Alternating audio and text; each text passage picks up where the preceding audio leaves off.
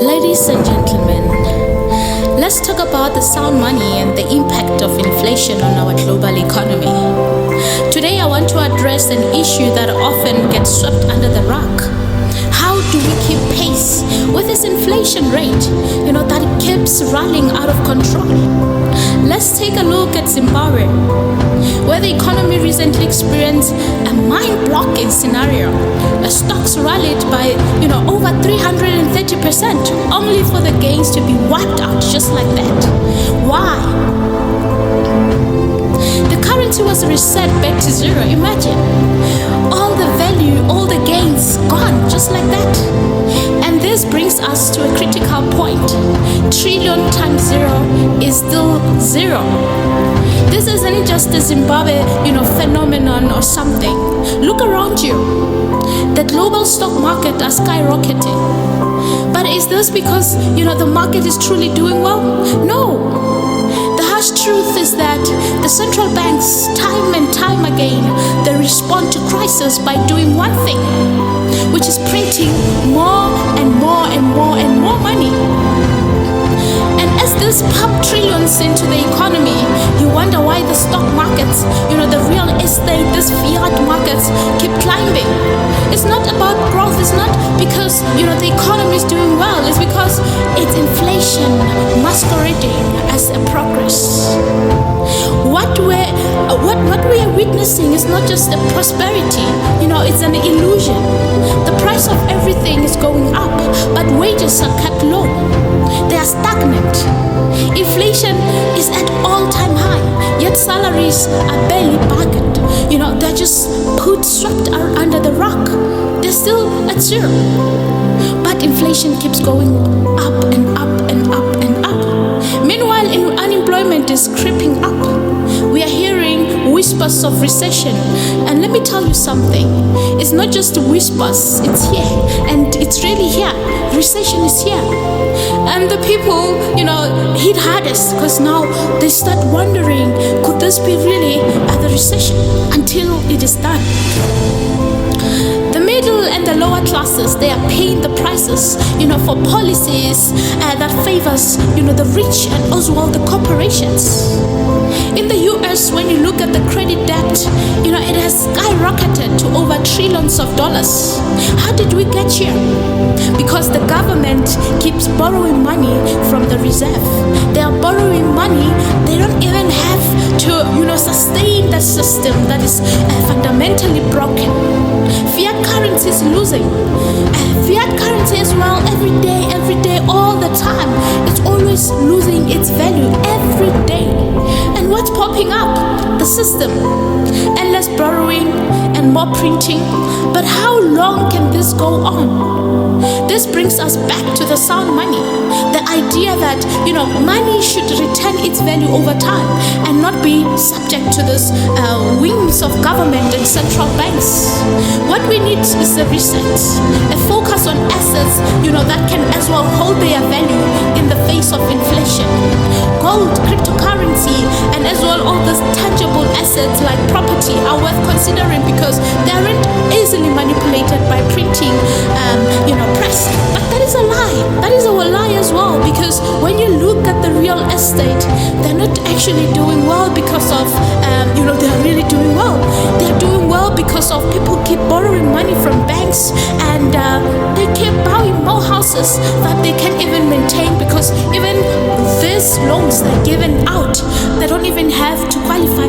They have got low credit score. They keep getting these houses and houses, but what is pumping it? Is this the same situation that we are seeing in 2000s, in the late 2000s, where the home sales were just going up, the property market were just going up because of all this? They knew this was coming.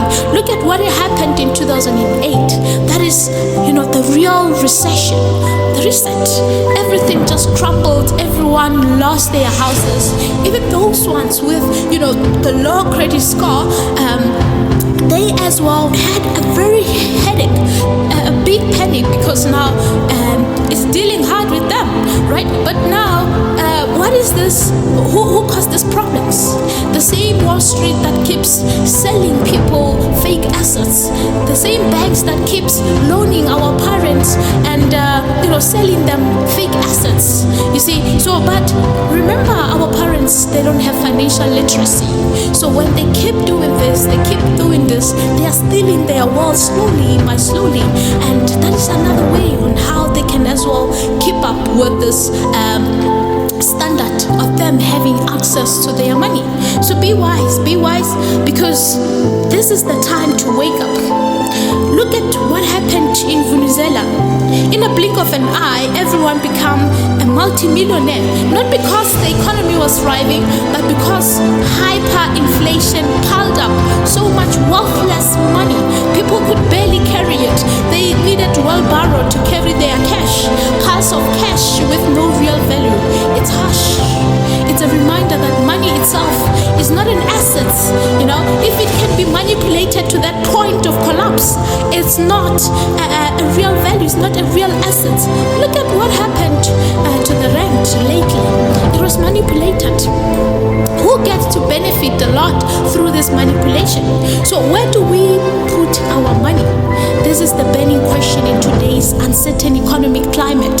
We are seeing trillions wiped out of the stock market, and people are starting to worry with the central banks printing money and the stock market artificially inflated. Where do we go and preserve our wealth? What is truly an asset? An asset is something that holds value over time. That's what my principal taught me at a very young age through my primary school. But to understand how long your asset will last, you need to know two things: its value and the cost to maintain it. The reality is, if you are looking into holding into an asset that requires too much to keep up, or worse, its value is tied to a depreciation of that currency. Its lifespan will be cut down short. So look at what's happening right now. The stock market, once soaring, is starting to falter, right? The markets are high, but we all know the Feds are coming. The next FOMC meeting, they'll be like, yes, already the market is already priced in. Will they bring changes? Many are anticipating this interest rate cut. We already seen the 50 basis points pinned, from the previous CPI data. But the big question remains: what's going to happen with this, rising geopolitical tensions in the Middle East? Because we've got also many upcoming elections in many countries, and the Japan's interest rate as well, which have been low for so many long time, right? At 0%. This brings me to a crucial point: the acquisition of the right asset. In uncertain times like this, it's not about following the head into the stock market or the real estate. It's about finding an asset that will survive and thrive for a long period of time. And I believe we are going to start seeing a shift. We might witness America considering Bitcoin as part of their reserve. Think about it. Decentralization, free from all this manipulation of the central banks and the capped in supply. They keep printing money, right? At some point they need to sit and come up with a solution. Will they keep borrowing more and more and more on the same debts that they have? Ladies and gentlemen, as we navigate this economic landscape, remember, it's not about chasing inflated markets or relying on printed money. It's about securing assets that have true value and withstand the test of time and turmoil. The future belongs to those who understand the fundamental truth.